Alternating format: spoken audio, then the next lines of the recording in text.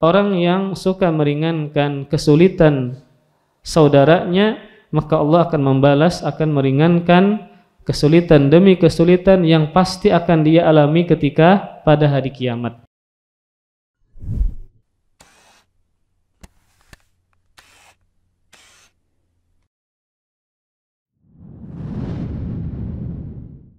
Syururi anfusina wa min sayyiati a'malina may yahdihillahu fala mudilla lahu wa may yudlil fala hadiya lahu wa asyhadu an la ilaha illallah wahdahu la syarika lahu wa asyhadu anna Muhammadan abduhu wa rasuluhu la nabiyya wa la rasula ba'dah. Qala Allah ta'ala fil Qur'anil Karim, ya ayyuhalladzina amanu taqullaha haqqa tuqatih wa la tamutunna illa wa antum muslimun. Ya ayyuhan nasu taqu rabbakum alladzi khalaqakum min nafsin wahidah wa khalaqa minha zawjaha wa batha minhuma rijalan katsiran wa nisaa'a wattaqullaha alladzi tasaaluna bihi wal arham innallaha kana 'alaikum raqiba. Ya ayyuhalladzina amanu taqullaha wa qulu qawlan sadida yuslih lakum a'malakum wa yaghfir lakum dhunubakum wa may yuti'illaha wa rasulahu faqad faza fawzan 'azima. Amma ba'du, fa in asdaqal hadithi kitabullah wa khairal hadi hadi Muhammadin sallallahu alaihi wa alihi wasallam wa syarrul umuri muhdatsatuha fa inna kulla muhdatsatin bid'ah wa kulla bid'atin dhalalah wa kulla dhalalatin finnar. Alhamdulillah, kita bersyukur kepada Allah Subhanahu wa taala, pada subuh ini Allah masih memudahkan kita berkumpul dalam rangka untuk mengetahui hak-hak Allah Subhanahu wa taala, mengetahui ajaran Islam, dan dalam rangka untuk mengetahui ajaran Rasulullah sallallahu alaihi wasallam yang semoga dengannya kita bisa mengamalkan setiap yang diajarkan oleh Rasulullah sallallahu alaihi wasallam, dan semoga menjadi nantinya pemberat amal soleh kita pada hari kiamat. Kemudian semoga salawat serta salam Allah berikan kepada Nabi kita Muhammad sallallahu alaihi wasallam dan kepada para keluarga dan sahabat dan umat-umat beliau yang senantiasa menjalankan ajaran beliau sampai hari pembalasan kelak. Amin ya rabbal alamin. Kita masih membahas hadis ke-36 tentang rangkaian-rangkaian hadis berkaitan tentang memberikan kemudahan di setiap kesulitan seorang mukmin, tentang menutup aib seorang muslim, kemudian juga tentang keutamaan-keutamaan dari menuntut ilmu agama. An Abi Hurairah radhiyallahu taala anhu anin Nabi sallallahu alaihi wasallam qala man naffasa an mu'min kurbatan min kurabid dunya naffasallahu anhu kurbatan min kurabi yaumil qiyamah. Barang siapa yang meringankan suatu penderitaan dari seorang beriman dari penderitaan-penderitaan di dunia, niscaya Allah akan meringankan penderitaannya pada hari kiamat. Wa man yassara ala mu'sir yassarallahu alaihi fid dunya wal akhirah.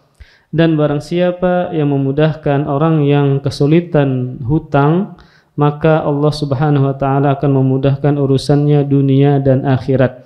Wa man satara musliman satarallahu fid dunya wal akhirah. Dan barang siapa yang menutup aib seorang muslim, niscaya Allah jalla fi'ulah akan menutup aibnya dunia dan akhirat. Wallah fi aunil abdi ma kana al-abdu fi auni akhihi. Dan Allah senantiasa menolong hamba selama hamba tersebut menolong saudaranya. Wa man salaka tariqan yaltamisu fihi ilman sahalallahu lahu bihi tariqan ilal jannah. Dan barang siapa yang menjalani suatu jalan mencari ilmu pada jalan tersebut, niscaya Allah akan memudahkan untuknya dengan sebab dia menjalani jalan menuntut ilmu tadi, jalan menuju surga. Wa majtama'a qaumun fi baitin min buyutillah. Dan tidaklah berkumpul sekelompok orang di salah satu dari rumah Allah Subhanahu wa taala, yatluna kitaballah, yang mereka membaca kitab Allah, wa yatadarasunahu bainahum, dan saling mempelajari isinya di antara mereka, illa kecuali nazalat alaihi mustakinah, turun kepada mereka ketenangan. wa ghasyiyatuhumur rahmah, dan mereka diliputi dengan kasih sayang, wa haffathumul malaikah, dan mereka akan diliputi dan mereka akan dikelilingi oleh malaikat, wa dzakarallah wa dzakarahumullah fiman indah, dan Allah memuji mereka di hadapan orang yang di sisinya, yaitu para malaikat. Wa man batta'a bihi amaluhu lam yusri' bihi nasabuhu, rawahu Muslim bihadzal lafzi. Dan barang siapa amalannya memperlambatnya, maka nasabnya tidak akan mempercepat dirinya. Maka hadis ini berkaitan tentang sebuah kaidah yang sudah sering kita dengar, yaitu al-jaza'u min jinsil amal, bahwa balasan sesuai dengan perbuatan. Kalau kita ingin mendapatkan balasan kemudahan ketika di akhirat, maka kita harus di dunia memberikan kemudahan-kemudahan ketika ada seorang muslim mendapatkan kesulitan. Kalau kita ingin Allah menutup keburukan kita, aib kita, maka kita pun juga ketika melihat seseorang terbuka aibnya, maka kita tutupi. Atau ada orang yang menggibah di hadapan kita, kita tegur ya, agar tidak dibongkar di hadapan orang, maka ini nanti pada hari kiamat Allah akan menutup aib-aibnya, dan juga di dunia. Maka pada pembahasan sebelumnya kita membahas tentang sebuah kalimat yang pertama yang Nabi sebutkan adalah man naffasa an mu'min kurbatan min kurabid dunya naffasallahu anhu kurbatan min kurabi yaumil qiyamah. Barang siapa yang meringankan satu penderitaan di dunia dari seorang mukmin, niscaya Allah Ta'ala akan meringankan penderitaannya pada hari kiamat. Maka hendaklah setiap hadis yang kita dengar itu harus kita niatkan untuk diamalkan. Dan lebih bagus lagi, setiap hadis yang pian dengar, pian jadikan moto hidup pian. Karena hadis itu adalah pedoman hidup kita untuk kemaslahatan kita, kebaikan kita dunia dan akhirat. Seperti hadis ini, yang mana Nabi SAW menjelaskan kepada kita, orang yang suka meringankan kesulitan saudaranya, maka Allah akan membalas, akan meringankan kesulitan demi kesulitan yang pasti akan dia alami ketika pada hari kiamat. Maka di sini Rasulullah SAW tidaklah menyebutkan balasannya juga di dunia, tetapi hanya di akhirat saja. Jadi ketika seorang mukmin suka meringankan kesulitan, ada beban hidup yang dialami muslim yang lainnya, lalu dia ringankan, hanya sekedar meringankan, ya, belum dia menghilangkan, hanya sekedar meringankan, maka penderitaan yang pasti dia akan alami, Allah akan ringankan dan hilangkan pada hari kiamat. Maka hadis ini kalimatnya umum, ya, meringankan dengan apapun yang kita mampu. Maka seseorang bisa meringankan beban kesulitan orang lain dengan hartanya, maka dia lakukan. Maka di antara sebagian yang lain meringankan kesulitan orang dengan tenaganya, dengan pikirannya, dengan lisannya. Maka apapun yang dia bisa lakukan dalam rangka meringankan kesulitan seseorang yang mengalaminya, maka ini niscaya Allah akan meringankan dia pada hari kiamat dengan banyaknya penderitaan dan huru-hara. Kemudian juga kalimat kurbah yang diterjemahkan dengan penderitaan, maka maknanya adalah asyiddatul azimah, penderitaan yang besar, penderitaan yang besar. Yang pasti ketika seseorang mengalami penderitaan yang besar, maka dia mengharapkan dan membutuhkan pertolongan dari orang lain. Karena yang namanya penderitaan itu tidak enak, apalagi skalanya besar, ya, membebani dia, membuat dia menangis, ya, sedih dan seterusnya. Ketika kita datang dengan membawa pertolongan, walaupun hanya sekadar meringankan, tidak menghilangkan 100%, maka ini juga tercakup dalam hadis ini. Maka kesulitan yang pasti dialami oleh manusia pada hari kiamat, ya, sebagaimana lazim kita ketahui, maka Rasulullah SAW menyebutkan yuhsyarun nas yaumal qiyamah hufatan uratan gurlan. Manusia akan digiring, dikumpulkan di padang mahsyar pada hari kiamat, ya, dalam keadaan bertanpa alas kaki, keadaan bersandal, ya.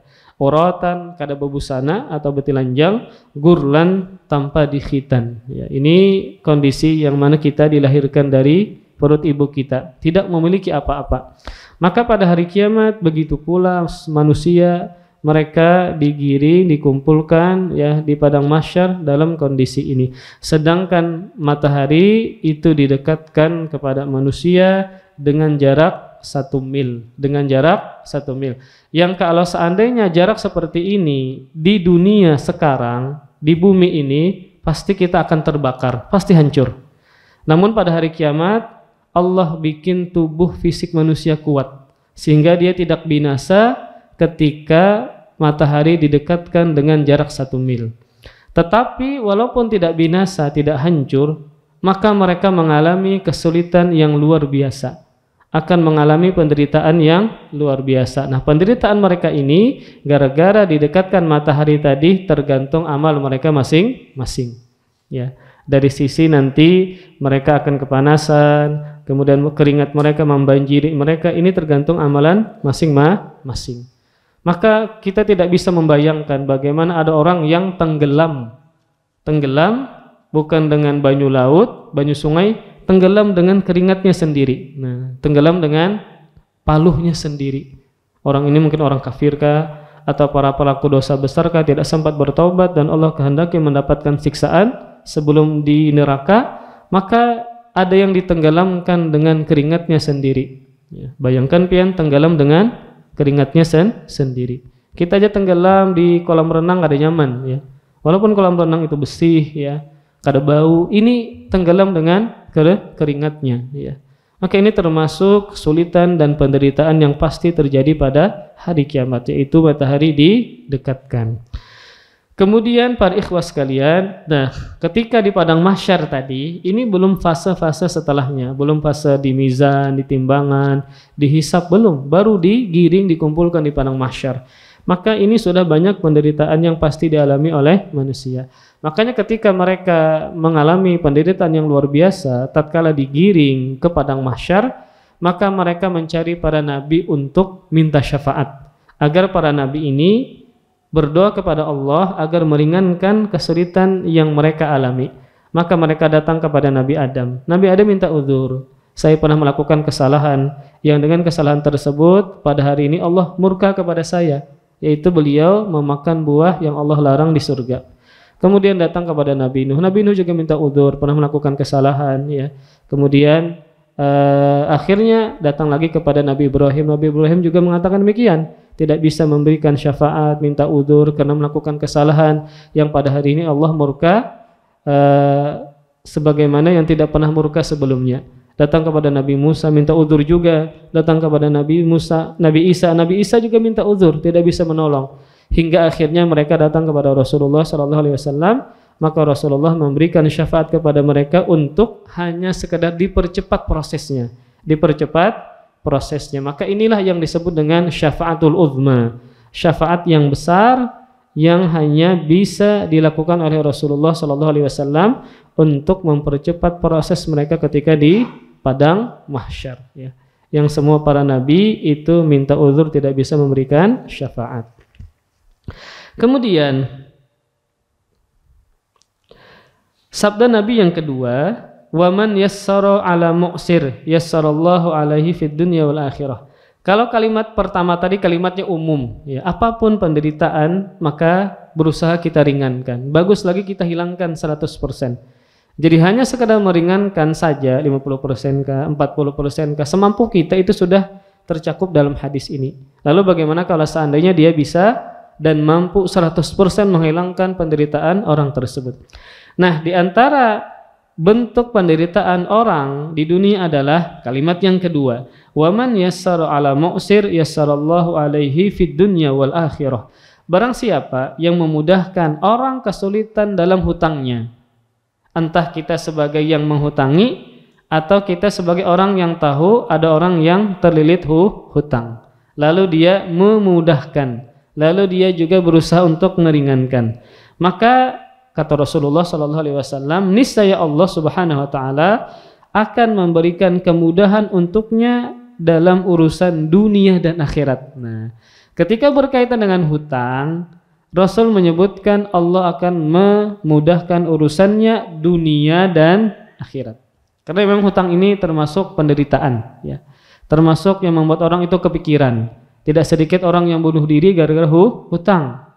Pian lihat di acara, di berita, di Instagram lewat. Terkadang kita membaca, ini kejadian nih. Ada seorang perempuan bekerja, tapi dia bunuh diri gara-gara pinjaman online kada kau bayar. Bunuh dirinya, subhanallah. Ya. Nah, ini bahaya seperti ini, ya. Tidak bisa diremehkan berkaitan dengan masalah hutang.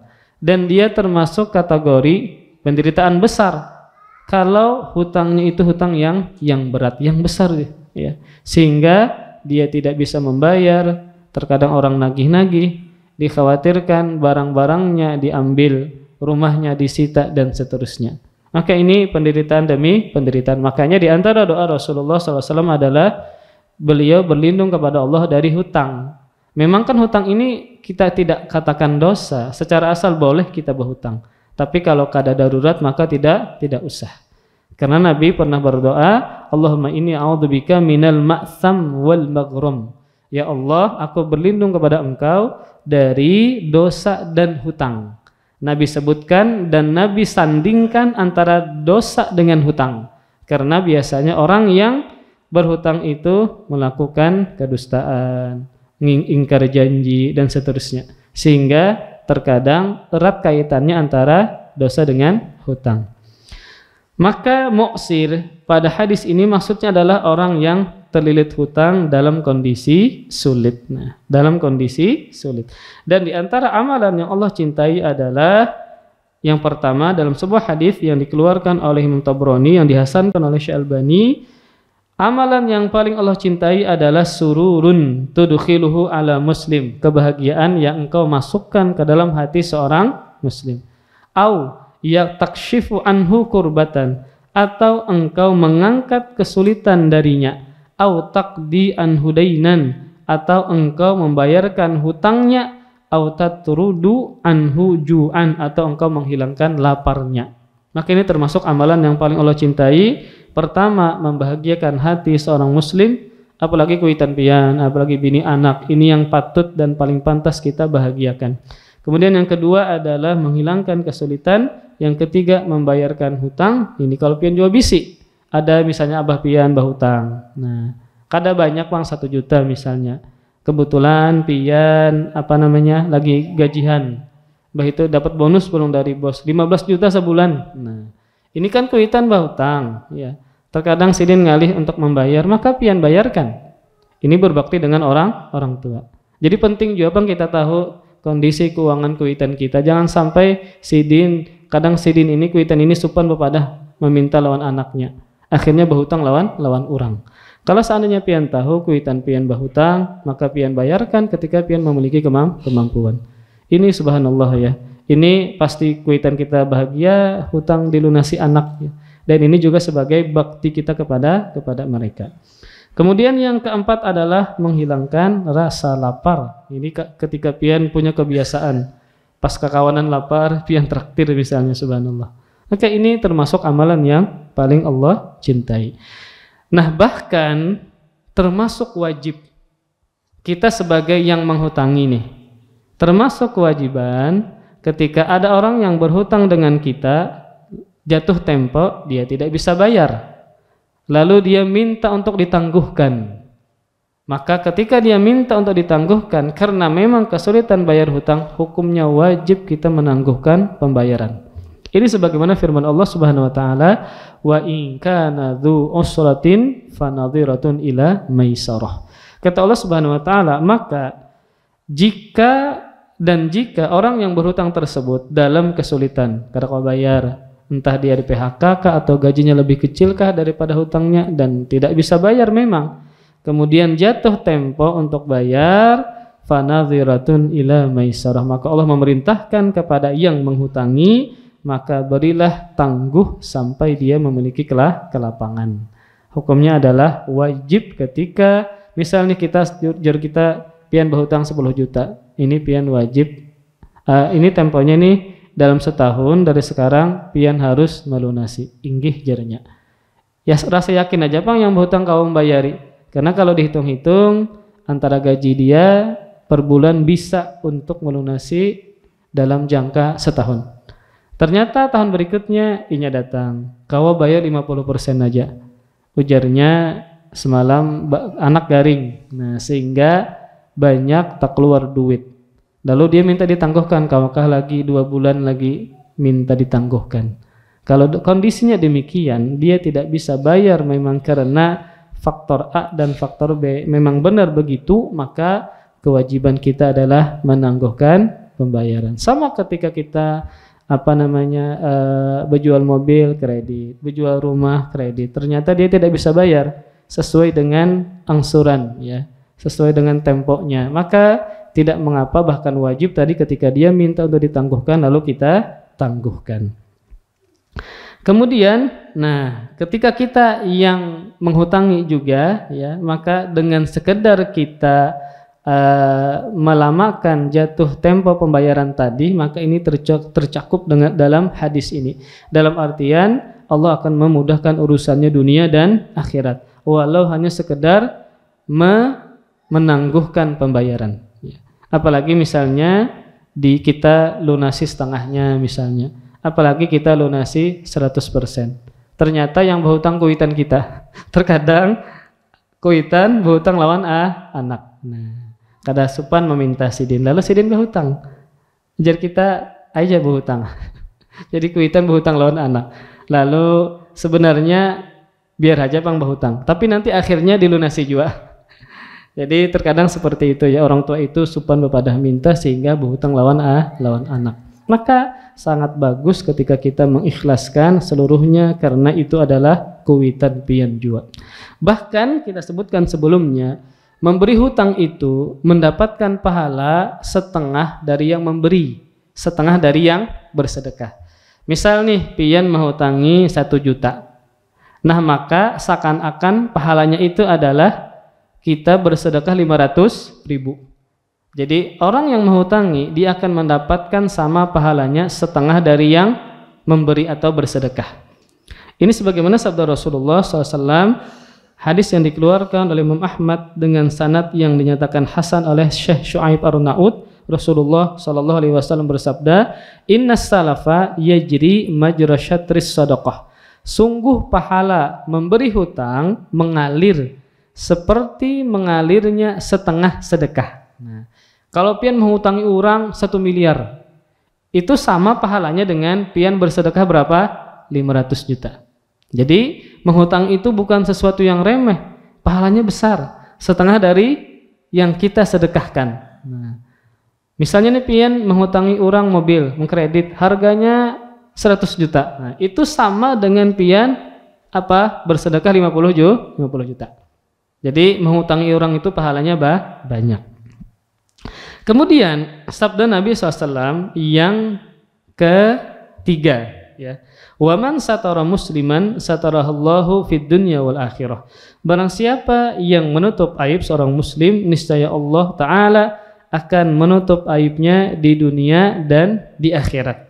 Maka di sini Rasul menyebutkan satara yang maknanya adalah menutup, sehingga ini kesannya lebih dalam, ya, tidak hanya sekedar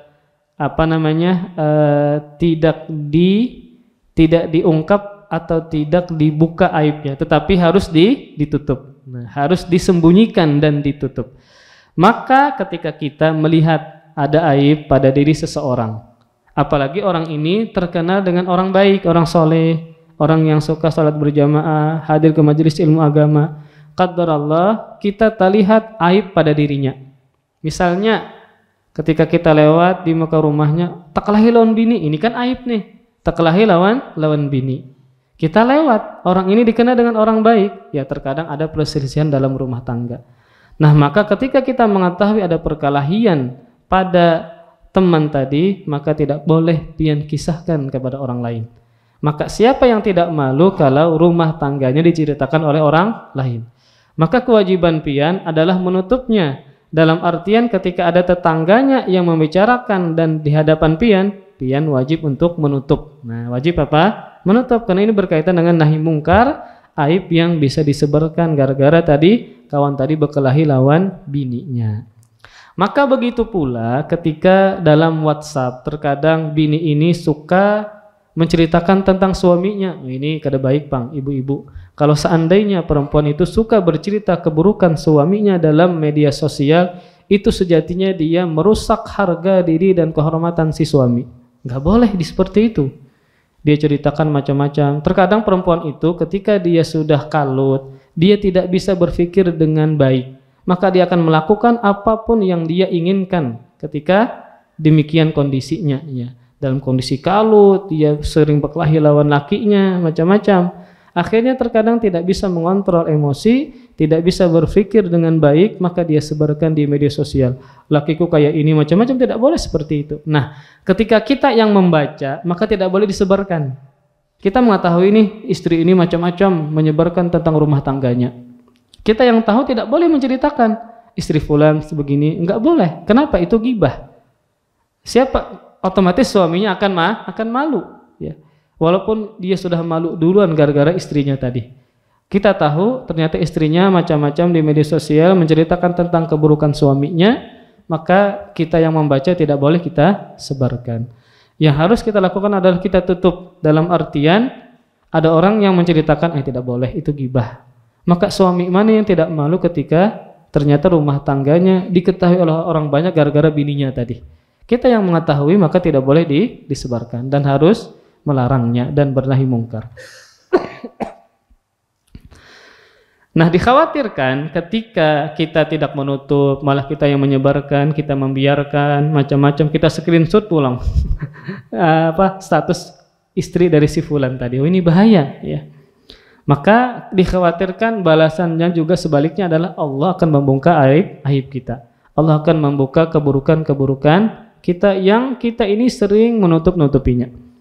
Maka dalam sebuah hadis ya, ini adalah ancaman dan peringatan bagi orang yang membuka aib sesama muslim, apalagi tahun politik seperti ini. Subhanallah, ini luar biasa ya. Tahun politik seperti ini terkadang memang niatnya ingin supaya orang berhati-hati terhadap si fulan, tetapi malah jatuh kepada penghinaan kepada fisik. Ini sudah tidak boleh seperti itu. Ya. Apalagi macam-macam tanpa batas ya.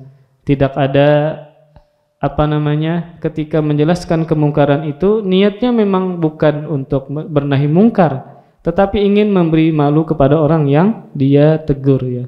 Maka ini seperti itulah zamannya pada kondisi sekarang ya. Ketika zaman fitnah seperti ini, apalagi tahun politik ini, ghibah itu seperti hal yang biasa saja ya. Yang diyakini itu benar, itu baik dalam rangka mencegah kemungkaran, padahal ternyata salah.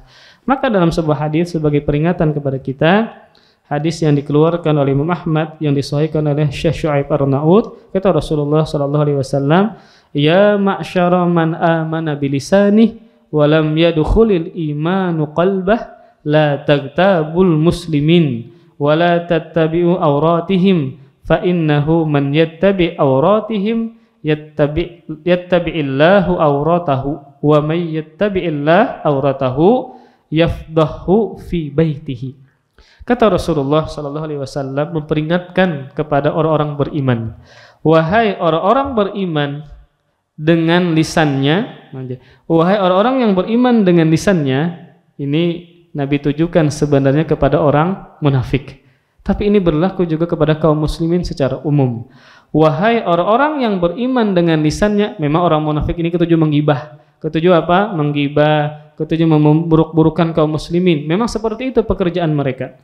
Wahai orang-orang yang beriman dengan lisannya dan belum masuk iman ke dalam hatinya, janganlah kalian menggibah orang-orang muslim, dan janganlah kalian mencari-cari aib dan keburukan mereka. Karena barang siapa yang selalu mencari-cari aib dan kesalahan mereka, niscaya Allah akan membongkar aib dan kesalahannya. Dan barang siapa yang dibongkar aibnya oleh Allah Subhanahu wa taala, maka dia akan memperlihatkannya di rumahnya. Ini kan rumah ini sebenarnya rumah yang aman untuk menutupi aib. Namun ternyata ketika dia suka membongkar aib muslim lainnya, sampai di rumah pun akan ketahuan. Dia ini sembunyi di rumah, menutupinya dengan rapat ya. Namun walaupun demikian, sekalipun dia berada di rumah, Allah bongkar aib yang dia lakukan. Kenapa demikian? Karena dia juga suka membuka dan membongkar aib orang lain. Sekalipun dia berada di rumah, seperti para perempuan yang suka berada di rumah. Tetapi kalau dia menggibah, suka menggibah, menggunjing, maka dia pun juga akan demikian. Akan dibongkar oleh Allah Subhanahu wa taala aibnya sekalipun dia suka berada di rumah. Maka ini harus diperhatikan. Terkadang ketika nongkrong, ketika berkumpul memang yang paling rame menjadi kembang dalam obrolan adalah membicarakan orang lain. Maka setiap kita pasti memiliki aib dan kekurangan. Kita mengetahui masing-masing aib dan kekurangan kita. Maka sibuklah dengan aib dan kekurangan diri kita masing-masing sehingga kita bertobat kembali kepada Allah dan termotivasi untuk beramal soleh.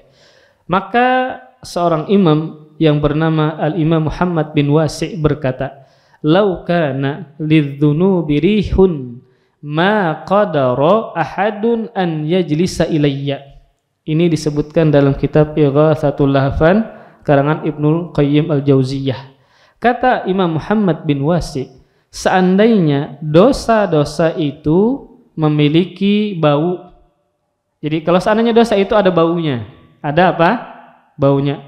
Sama kayak pian memasak makanan pasti mengeluarkan bau. Entah bau harum atau bau haruk karena hangit atau gosong misalnya. Maka seandainya dosa itu ada baunya, ada aromanya, niscaya tidak ada seorang pun yang sudi duduk di sampingku. Jadi beliau merasa banyak dosa. Kalau seandainya dosa itu punya aroma, maka orang kada hakun beparak lawanku. Kenapa? Si Din merasa banyak dosa. Nah maka pasti banyak orang yang kada hakun duduk lawan kita. Kalau seandainya dosa ini memiliki aroma. Kenapa? Pasti setiap orang memiliki dosa dan keburukan. Maka kalau ada baunya, ini pasti kita dijauhi oleh orang lain. Nah, maka ini para ikhwah sekalian, hendaklah kita pada zaman sekarang ya tidak boleh ya jangan sampai mengumbar aib keluarganya sendiri seperti perempuan ya, kemudian para suami jarang Bang. Biasanya para perempuan ya yang terkadang tidak bisa mengontrol emosinya, dia melakukan apa yang ada di pikirannya. Terkadang dia tidak bisa menahannya sehingga dia menceritakan di media sosial. Maka ini bisa merusak kehormatan dari suaminya. Kemudian sabda Nabi yang keempat dari rangkaian hadis ini kata Rasulullah sallallahu alaihi wasallam, "Wallahu fi aunil 'abdi ma kana al-'abdu fi auni akhihi." Dan Allah senantiasa menolong hambanya selama hamba ini menolong saudaranya. Jadi kalau kita ingin mendapatkan pertolongan dari Allah, banyak dan sedikitnya tergantung bagaimana kita menolong saudara kita. Dan ini termasuk bagian dari menolong agama Allah. Ketika kita menjalankan syariat seperti menolong saudara kita yang membutuhkan bantuan. Maka tentu di rumah kita pasti istri kita minta bantuan dan pertolongan kepada kita. Ya, anak sudah 2, 3, 4, 5 bahkan, maka ini tidak bisa dia mengurus sendirian. Pasti dia mengharapkan kedatangan kita dari begawi, dari bekerja untuk membantu dia dalam mengurus anak-anaknya. Apalagi 5-nya lakian, pulang apalagi masih halus mau tahambur rumah seperti ini. Maka pasti pasti istri ini membutuhkan kehadiran suaminya agar bisa menolong dia, membantu dia di rumahnya. Maka ketika ternyata suami ini memposisikan dia harus menolong istrinya di rumahkah atau di luar rumahkah, maka Allah pasti juga akan menolong si suami tersebut. Nah bahkan para salafus saleh dulu lebih mengutamakan amalan yang sifatnya berkaitan dengan orang lain dibandingkan dengan amalan untuk dirinya sendiri, untuk manfaatnya dirinya sendiri.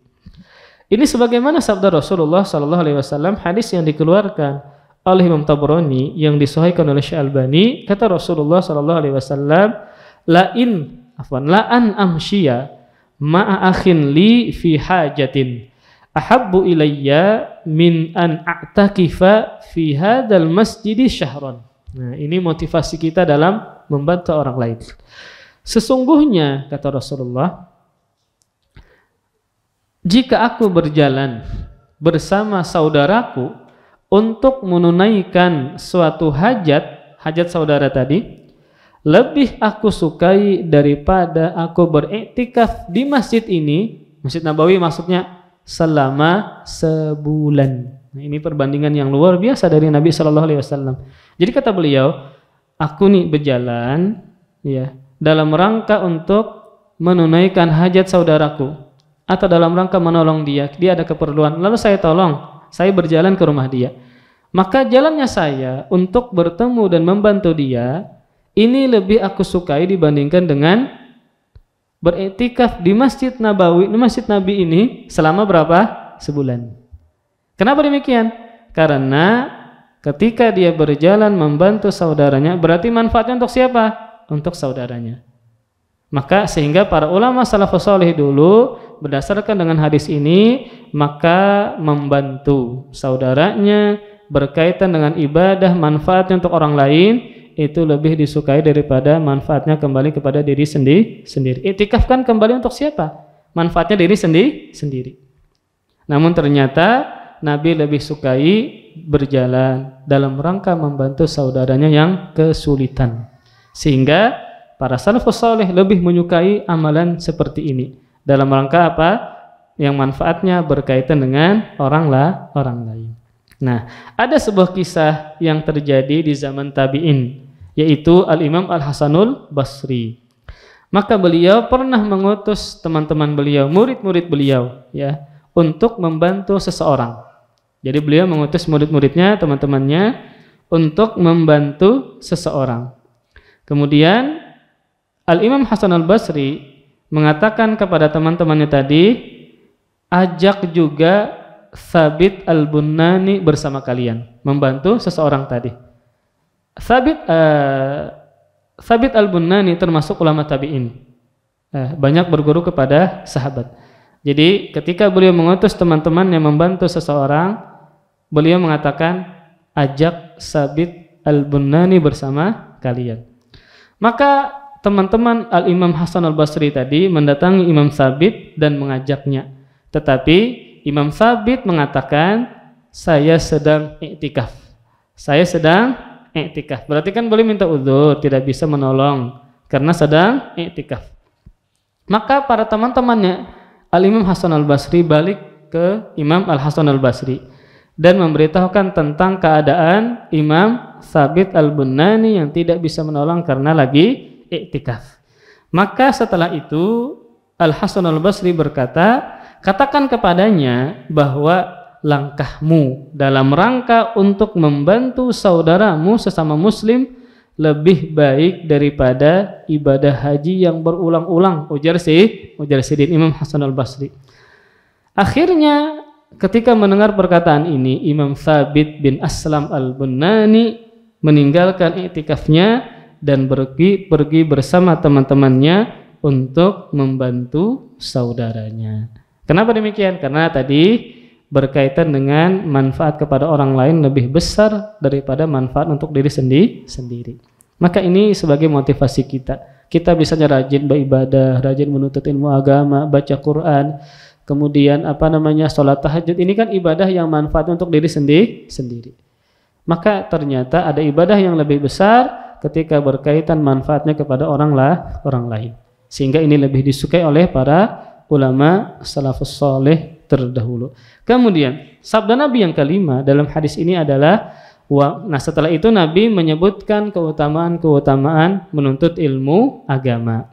Wa man salaka tariqan yaltamisu fihi ilman sahalallahu lahu bihi tariqan ilal jannah. Barang siapa yang menempuh jalan untuk mencari ilmu, dalam kurung ilmu agama, niscaya Allah Subhanahu wa taala akan memudahkan untuknya jalan menuju surga. Maka Al-Imam Ibnu Rajab Al-Hanbali dalam kitabnya Syarah Arba'in Nawawi Jami'ul Ulum wal Hikam menyebutkan bahwa yang dimaksud jalan untuk mencari ilmu ada dua. Apa yang dimaksud dengan jalan mencari ilmu? Beliau menyebutkan ada dua macam. Ibnu Rajab menyebutkan ada dua macam. Yang pertama adalah hissi, jalan yang nyata, jalan yang konkret. Maksudnya adalah dia memang berjalan dari rumahnya menuju masjid, dari rumahnya menuju pesantren kah misalnya, dari rumahnya menuju rumah gurunya. Memang dia secara konkret nyata berjalan. Jalan batis kah, berkendaraan kah, ya. Dalam rangka apa? Belajar ke suatu tempat, ke masjid kah, halaqah ilmu kah, pesantren kah, dia memang berjalan secara zahir maknanya.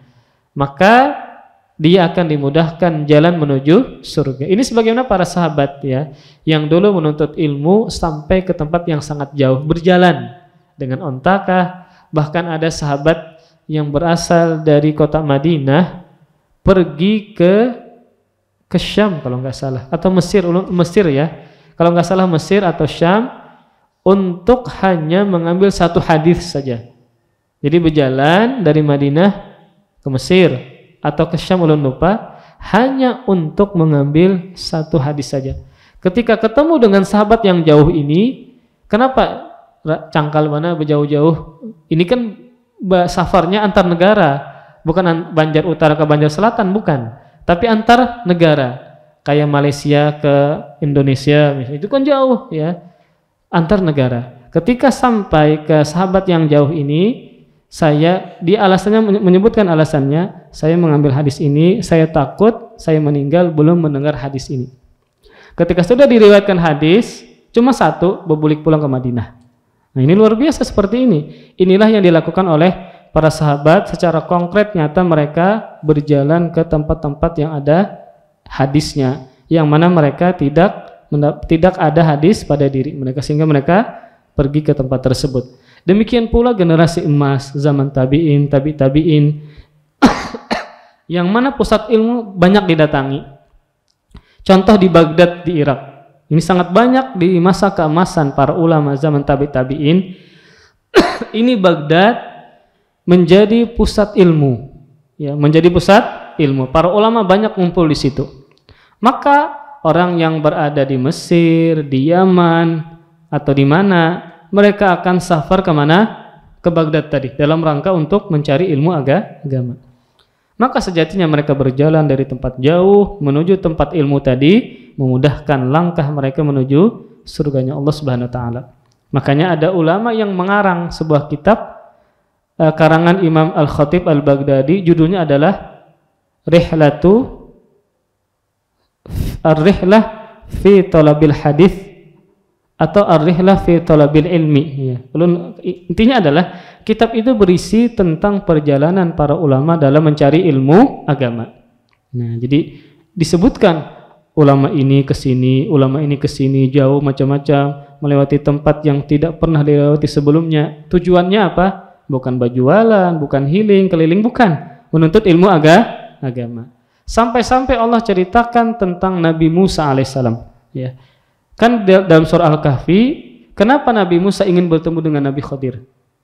Gara-garanya adalah ketika Nabi Musa bersama sekelompok dari Bani Israel, kemudian ada yang bertanya dari Bani Israel ini, apakah ada seseorang yang lebih berilmu daripada kamu? Maka Nabi Musa sesuai dengan pengetahuan beliau mengatakan tidak ada yang lebih berilmu daripada saya. Lalu Allah menurunkan wahyu mengatakan bahwa ada, yaitu siapa? Nabiullah Khidir. Nah, setelah mengetahui ternyata ada ilmu yang dimiliki Nabi Khidir yang tidak dimiliki Nabi Musa, apa yang Nabi Musa lakukan? Agar Allah memberitahu jalan menuju ke tempat Nabi Khidir. Sehingga Allah beritahu jalannya, maka beliau ingin bertemu dengan Nabi, ingin mencari ilmu agama kepada Nabi Khidir. Sehingga ulama menyimpulkan tetap dianjurkan mencari ilmu sekalipun sudah memiliki ilmu agama. Karena Nabi Musa ini kan orang yang sangat berilmu, Nabi dan Rasul, yang secara umum tentu lebih berilmu Nabi Musa dibandingkan dengan Nabi Khidir. Tetapi dalam cerita tersebut disimpulkan bahwa ini menunjukkan orang yang berilmu pun harus menambah ilmunya, sebagaimana Nabi Musa kepada Nabi Khidir. Bahkan Ibnu Hajar menyebutkan kesimpulan, dianjurkannya, diperintahkannya mengarungi lautan dalam rangka mencari ilmu agama, dalam rangka menambah ilmu agama, sebagaimana mengarungi lautannya Nabi Musa untuk bertemu dengan Nabi Khidir. Nah, maka ini para ikhwas sekalian, berkaitan dengan menuntut ilmu ini tidaklah perkara yang ringan, tidaklah perkara yang ringan, ya. Maka masjid itu menjadi berwibawa ketika ada sholat berjamaahnya, ketika ada majelis ilmu agamanya, jadi menjadi berwibawa, menjadi ramai, menjadi makmur ketika diisi dengan menuntut ilmu agama. Jadi makna yang pertama dari menjalani suatu jalan adalah secara konkret nyata dia berjalan dari rumahnya menuju ke tempat ilmu. Kemudian makna yang kedua, makna maknawi. Makna menjalani jalan menuntut ilmu secara maknawi. Maksudnya adalah sarana untuk menuntut ilmu. Entah ternyata dia lewat streaming karena kadakawa menjaga anak untuk ibu-ibu. Nah, ini kan kadakawa terkadang subuh meninggalkan anak ada mungkin. Maka pian suruh abahnya saja. Jadi untuk para ibu-ibu, kita jangan sampai melarang suami kita itu belajar. Karena kalau suami ini belajar, hadir rajin ke majelis ilmu agama, itu imbas baiknya lawan pian jua di rumah. Terkadang laki disuruh menggadu anak. Kalau seandainya pian kawa aja menggadu anak, pian aja menggadu anak. Suruh laki pian hadiri ke majelis ilmu agama. Kita ingin suami kita soleh, baik. Jangan dilarang ini untuk hadir ke majelis ilmu agama. Kalau seandainya dia pian mampu saja menggadu anak saat malam hari kah, saat subuh hari kah, maka suruh laki pian hadir ke majelis ilmu agama. Karena kalau laki ini hadir ke majelis ilmu agama, sejatinya dia ingin mencari kebaikan. Kalau dia menjadi orang baik, imbasnya kepada siapa? Kepada pian juga sebagai istrinya, anak-anak pian, kepada keluarga pian. Kemudian ternyata istri kadakawa karena menggadu anak, maka secara maknawi ini juga dibawakan kepada hadis ini, yaitu tadi membacakah ada bukunya di rumah, atau streamingkah pian dari rumah sambil begawian, nukar pian speaker. Jadi sambil begawian kau sambil mendengarkan misalnya. Dan seterusnya, maka ini bisa dilakukan, tidak mesti harus hadir langsung. Memang afdolnya hadir langsung, tetapi ketika ada uzur maka bisa dengan mendengarkan di rumah. Maka ini juga termasuk menjalani suatu jalan untuk menuntut ilmu agama, yaitu cara untuk mencari ilmu sekalipun tidak hadir langsung. Nah, makanya para sahabat dulu itu ada yang bisa langsung hadir ke majelisnya Nabi, ada yang tidak bisa langsung karena ada gawian. Nah, cara mereka bagaimana? Maka mereka belajar kepada yang hadir, bergantian. Bahkan ada 2 sahabat yang gantian. Misalnya hari ini kadakawa yang sahabat ini yang hadir, esoknya kawan kadakawa sidin yang hadir. Kemudian ketika yang hadir maka menjelaskan kepada yang tidak hadir. Itu zaman dulu kereda rekaman, kereda YouTube. Maka zaman sekarang ini sangat mudah, tinggal himmah kita saja, ya, pengorbanan kita saja, tekad kita saja sejauh mana mau kita belajar. Ya, maka ini makna yang disebutkan oleh Ibnu Rajab. Yang pertama adalah memang dia berjalan langsung hadir ke majelisnya. Yang kedua secara makna, maksudnya adalah semua sarana untuk menuntut ilmu, baca bukunya kah, mendengarkan di rumah kah, dan seterusnya. Maka ini juga termasuk cakupan dalam hadis tadi, dia menjalani suatu jalan untuk menuntut ilmu agama. Maka Ibnu Rajab juga menyebutkan bahwa menuntut ilmu adalah jalan yang tercepat dan merupakan jalan termudah menuju surga. Kenapa demikian? Karena ketika dia belajar, tahu ilmunya, maka akan banyak hal-hal yang dia amalkan. Ya, makanya cara kita memotivasi untuk beribadah adalah dengan menuntut ilmu agama. Jadi kalau pian merasa nih pian pina koler, pina malas, pian futur, coba aja hadiri ke majelis ilmu agama yang terkadang isi materinya itu juga. Tetapi ketika mendengar kita termotivasi. Kita dengarkan ayat Al-Qur'an, kita dengarkan hadis Nabi, penjelasan para ulama, pasti termotivasi. Pasti apa? Termotivasi. Hendak pulang kita berbuat baik kepada orang, hendak pulang kita mendengar tentang hutang, hendak pulang berusaha memudahkan orang yang berhutang dan seterusnya. Jadi walaupun terkadang isi materinya terulang-ulang, ketika langsung hadir itu beda, ya, itu rasanya beda, membuat kita termotivasi untuk beramal soleh.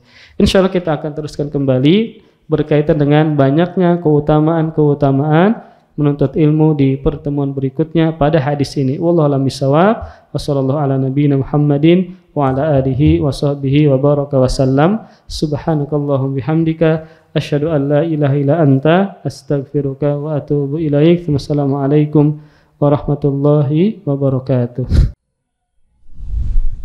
Terima kasih. Jazakumullah khairan wa barakallahu fikum. Video ini dibuat atas partisipasi dari donasi Anda. Semoga menjadi amal jariah bagi Anda semuanya.